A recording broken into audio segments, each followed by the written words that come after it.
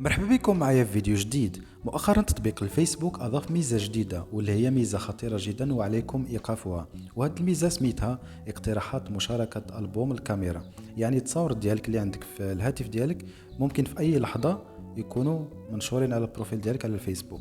وباش دير ايقاف لهذه الميزه ما عليك سوى توجه للفيسبوك، من بعد كتضغطوا على ثلاثه الشريطات اللي كاينين الفوق، ومن مورا كتجيو كتضغطوا على الاعدادات والخصوصيه.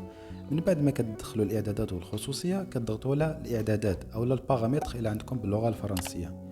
وقبل ما نكمل لكم الشرح كيف العاده، الى عجبكم المحتوى اللي كنقدم ما تنساوش انكم تشتركوا في القناه وتفعلوا زر الجرس ليصلكم كل جديد. ودابا غادي نرجعوا للشرح ديالنا. كما قلت لكم كتدخلوا الاعدادات، من بعد كتجيو القسم ديال التفضيلات وكتجيو هنايا الاخير فين كاين اقتراحات مشاركه البوم الكاميرا. هذا الخيار تزاد جديد، الى ما عندكمش ديروا ميزاجور الفيسبوك وغادي يظهر معكم. من بعد ما كندخلوا الاقتراحات مشاركه البوم الكاميرا غادي تلقاو اغلبيه هاد لوبسيون او هاد الازرار يعني مفتوحين، يعني باللون الازرق.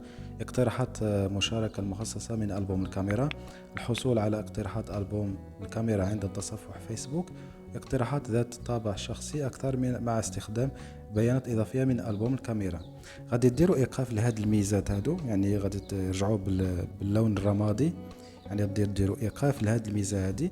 وبهكا تكونوا حميتوا راسكم وحميتوا الصور ديالكم اللي عندكم في الهاتف ديالكم باش ما يتنشروش في البروفيل ديالكم على فيسبوك بدون الاذن ديالكم، لانه الا خليتوهم مفتوحين يعني في اي لحظه يمكن تنشروا الصور ديالكم وتكونوا نتوما المسؤولين على هاد النشر. يعني غتكونوا ديجا عطيتوا لهم الاذن باش ينشروا الصور ديالكم، وهذه هي الطريقه باش تحميوا الخصوصيه ديالكم على الهاتف. وفي الاخير ما تنسوش انكم تشتركوا في القناه وتفعلوا زر الجرس ليصلكم كل جديد.